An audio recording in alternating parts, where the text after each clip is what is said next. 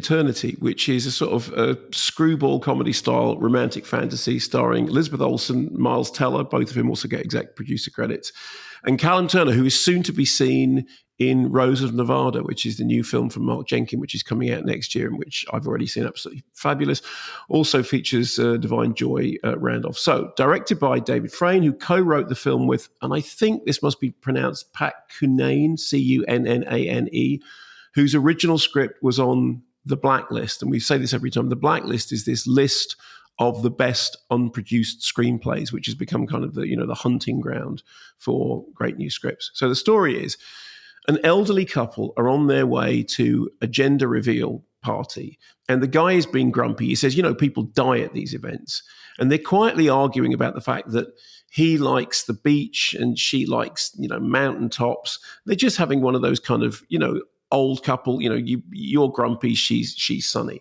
We also learn that she is ill, although she says, don't tell the family yet, just let me have this. Anyway, then they get to the party, and at the party, there is a box of old pictures of the old woman, one of which is a picture of her younger, played by Elizabeth Olsen, with her very handsome first husband, played by Callum Turner, who died in the war.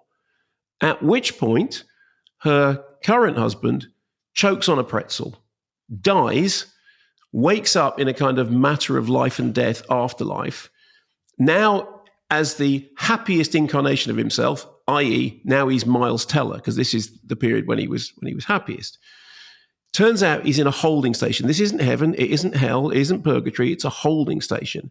This is where you go, where you decide which eternity you're going to go to. If you've ever seen The Exorcist 3, it's very much like that scene in The Exorcist 3, which is a train station with trains that will take you to elsewhere. And newcomers are assigned a guide to help them decide which eternity they're going to go to. They're going to go to Beach World, they're going to go to Mountain World. There's somewhere called Smoker's World. There's lots of adverts. Smoker's World, cancer can only kill you once, can't kill you twice. And then there's also a world which is Germany before the war, 100% less Nazis now. But we're also told that once you've chosen that world, you can't change your mind. So we see somebody being dragged out shouting, "Museum World sucks, I can't look at another picture."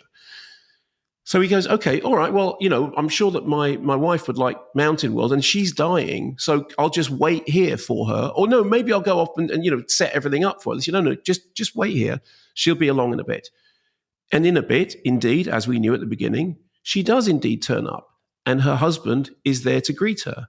But so is her first husband, who has been waiting in this holding station limbo for over 60 years. And she is confronted with the two of them. Here's a clip, stroke trailer.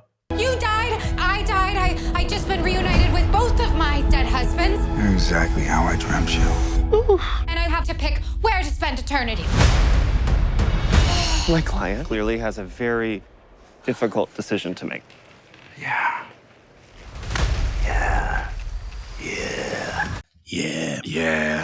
Now, look, I went into this deeply suspicious because, in terms of the premise, I thought, I don't know, this sounds terribly contrived. And actually, I came out of it thinking, do you remember that film, Don't Worry, Darling, that I think was one of the first films we reviewed on The New Take? And I came out of it thinking, this is what that would be like if it was actually good. It lifts riffs from a bunch of things like, Here Comes Mr. Jordan, and actually Pixar's Soul, that animation, which I think both you and I really liked. And somehow it manages to get away with it. And the reason it gets away with it is this. The script is really sharp. The jokes are proper old-fashioned screwball comedy, sort of fast-talking, wisecracking. And the performances manage to elevate what's essentially a kind of, a complex, an overly complex conceit into something that is just funny. And it's funny in a way that you go, oh, okay, no, that's really properly funny. Divine Joy Randolph, who I've always been a fan of, is just great. She's great as the cosmic guide who does that thing that I'm not allowed to do in my house. Callum Turner is really well cast as the kind of, he's perfect. He's so handsome. He's so perfect. He's so perfect that he absolutely cannot be perfect. And there's a running joke about the fact that he died in the war. Which war? The Korean War. That's not a real war. And there's a long joke about the only thing that came out of the Korean War was MASH. And then Miles Teller, who manages to kind of get pathos and comedy into the role of this grumpy guy who slowly comes to realize that his real talent is making his wife happy. That, okay, he's not the handsomest guy, but he wants his wife to be happy. As for Elizabeth Olsen, who I've always really liked, she does a fantastic job of, because the whole thing's got a kind of screwball air to it, her performance almost seems to come from a previous era. So when she's in heaven as the perfect version of, not heaven, in the holding station as the perfect version of herself, that perfect version of herself speaks like a 40s movie star. And she's also got that kind of, 40s movie star looks because of the design of the film. It's done really, really well. And she just glows as this person who's suddenly faced with this impossible choice of the person she first loved and then the person she spent most of her life with. And her response to most of it is, oh my, how do I deal with this? It's got a very good score by David Fleming, who worked on The Last of Us, which you and I both liked. And I literally sat in the screening room. It was in Mr. Young's, well, Soho Screening Room as it is now called, which is quite a small screening room. And there was a guy 2 seats down from me who, when the first joke landed, he laughed out loud in a way that I thought, okay, this is going to be annoying.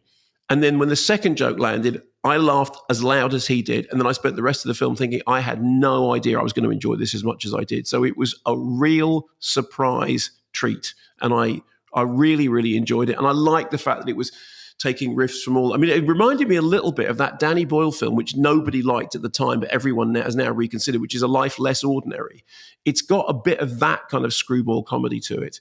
And I just thought it was really fun.